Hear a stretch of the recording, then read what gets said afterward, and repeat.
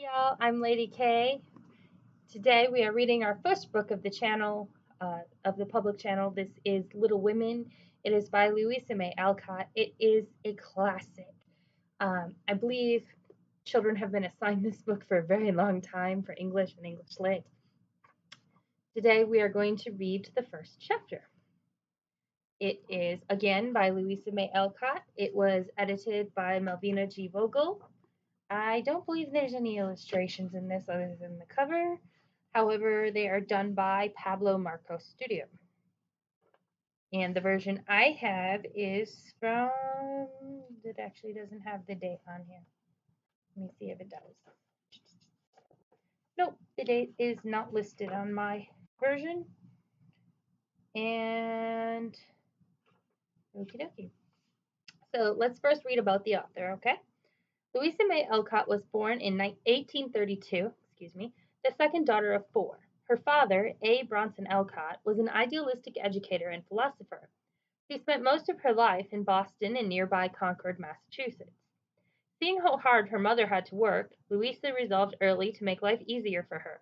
She took various jobs, seamstress, companion, governess, and teacher, to support the family. But it was at her writing table that she was most successful. While she was in her 20s, a variety of thrillers, poems, potboilers, and sensation stories poured forth from her pen under other names. In 1868, her Boston publisher suggested that she write a novel for girls using scenes and people familiar to her. So, with her family's encouragement, she wrote Little Women, which originally appeared in 2 volumes. She was able to write the book very quickly, for she had prepared for 35 years, and her cast of characters was her own family. The story was an immediate and huge success. The publisher could not print copies fast enough to keep the orders filled. The demand for more of Louisa's stories was so great that she followed up with a book nearly every year till the end of her life. Among them are Little Men, 8 Cousins, Joe's Boys, and Under the Lilacs. Louisa was a great champion of causes such as better working conditions for women and women's suffrage. She was the first woman in Concord to register to vote. Louisa became very famous, and though life was comfortable, she felt her freedom restricted because of her fame. Her success brought her little happiness, and she died, nervous and exhausted, at the age of 56. The characters you'll meet in this book are the March sisters, Meg, Jo, Beth, Amy, Marmee, their mother, Mr. March, their father, Hannah, the servant, Theodore Lawrence, called Laurie, their neighbor, Mr. Lawrence, his grandfather, Aunt March, Mr. March's aunt, John Brooke, Laurie's tutor, Esther, Aunt March's maid, Aunt Carol, another of the March's aunts, Mrs. Kirk, a friend of Mrs. March in New York, Mrs. Frederick Bayer, a boarder at Miss Kirk's house, and there's a picture of the March sisters in here. Very cool, right? And let's move on to chapter 1. 4 sisters. The 4 March sisters sat around the fire knitting while they waited for their mother to come home. Christmas won't be Christmas without any presents, grumbled Jo. It's so dreadful to be poor, sighed Meg. Some girls have all the pretty things while others have nothing, sniffed Amy. But we've got Mother and Father and each other, said Beth from her corner. But we haven't got Father. We shall not have him for a long time, said Jo. Father is off where the fighting was. Though too old to fight, he had gone as a chaplain. Each girl had $1 to spend on something she wanted for Christmas, but there were to be no presents this year. Mother thought they should not spend money on pleasure when the men were suffering in the dreadful American Civil War. Although they were poor, they were a happy and close family. The room in which they sat was comfortable and warm, though the furniture was plain. Margaret, or Meg, was the oldest of the 4 at 16. She was pretty, with soft brown hair.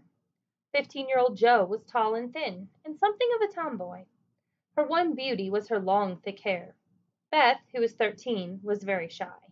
She had a timid voice, and she seldom left the house. Amy, though the youngest, felt herself to be very important. She had big blue eyes and curly golden hair. The clock struck 6 and reminded them that Marmee, as they called their mother, would soon be home. Suddenly they all had the same idea. They would each buy something for Marmee with their dollars. We must go shopping tomorrow, Meg, said Jo, marching up and down. They were all excitedly planning when Marmee, a tall, motherly lady, opened the door. She was not elegantly dressed, but they thought her noble looking. The girls helped her get her wet things off and get settled by the fire. "I've got a treat for you after supper," said Mrs. March. "A letter from father. A nice long letter. He is well and sends loving wishes for Christmas."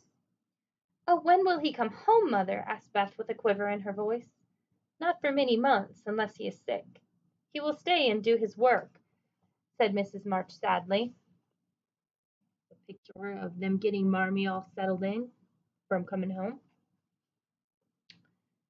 They all drew to the fire to hear the letter. It was cheerful and full of news. But everyone sniffed when they came to the end. Father said he would not be back for a year. Everyone was quiet, and then they again fell to their work. At 9 they stopped work and sang before they went to bed. Beth, the musical one, played the old piano. Meg and Marmee led the singing while Joe gave a croak or two in the wrong place and Amy chirped like a cricket. Then they all went up to bed. And that's them singing their evening song. And that's the end of this first chapter. And later we will read chapter 2, A Merry Christmas. I'm Lady K. Have a good one.